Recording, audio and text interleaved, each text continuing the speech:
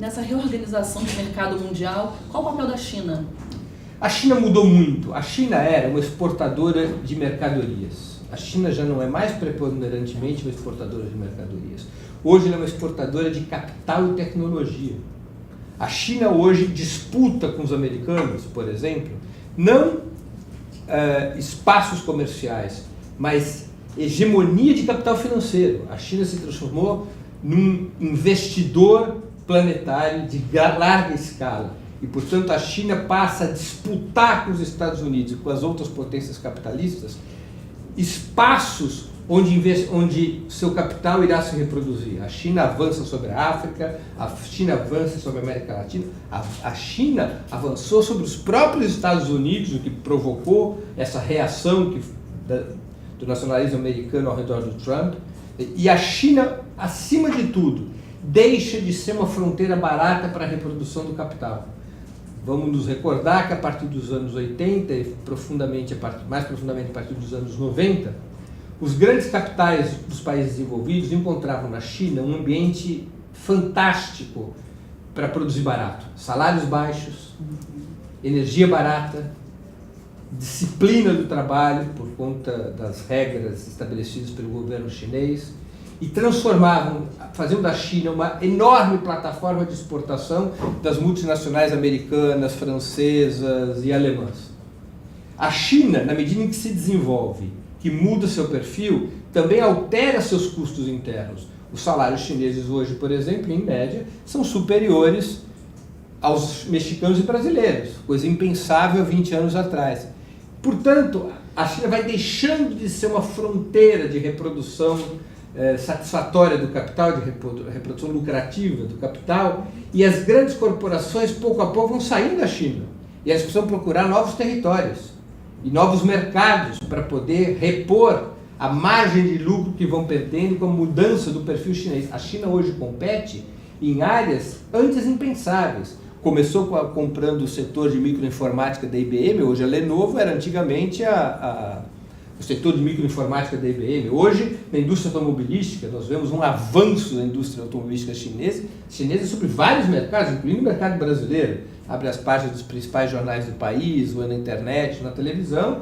Os chineses estão entrando em todos os mercados com sua indústria automobilística. Ou seja, eles estão mudando o perfil da sua economia. E, portanto, vão retirando um território da reprodução do capital controlado pelas grandes potências capitalistas, que precisam buscar outro lugar para esse capital se reproduzir. E nesse sentido, existe uma possibilidade de guerra comercial entre Estados Unidos, China e Europa? Já está em curso uma guerra comercial. Na verdade, o programa do Trump é uma grande guerra comercial. O Trump fez campanha eleitoral e governa estabelecendo mudanças importantes nas chamadas tarifas aduaneiras. Recentemente, o Trump elevou todas as tarifas da importação de aço para os Estados Unidos.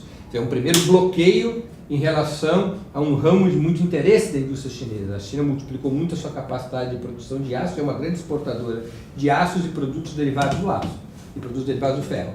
E o Trump subiu as tarifas aduaneiras para fechar o mercado americano e vai fazer isso em relação a vários outros mercados, atingindo não só a China, mas também países tradicionalmente aliados dos Estados Unidos.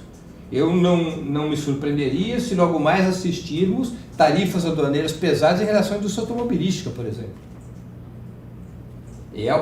Esse movimento é um movimento de guerra comercial comandado pelo Trump, que terá retaliações, evidentemente, não retaliações apenas da China, mas também dos outros países capitalistas, porque o problema do Trump não se reduz à China. Na indústria automobilística, o Japão é um problema maior do que a China. A indústria automobilística japonesa tomou da indústria americana um pedaço expressivo já nos anos 90, início do século XXI. Os americanos, as empresas americanas querem retomar esse espaço.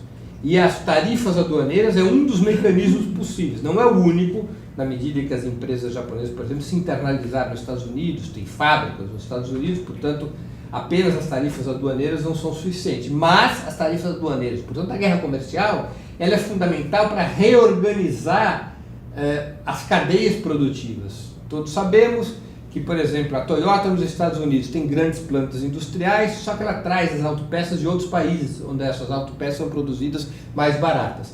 Na medida em que o Trump eventualmente estabeleça tarifas aduaneiras mais pesadas, mais elevadas para a indústria de autopeças, ele vai reorganizar toda a cadeia produtiva. Ele vai obrigar a Toyota, por exemplo, a produzir dentro dos Estados Unidos.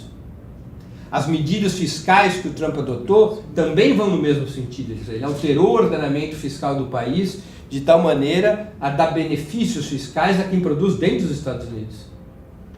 Tá? Então, é uma lógica de guerra comercial que busca reorganizar os interesses dos Estados Unidos no mundo capitalista.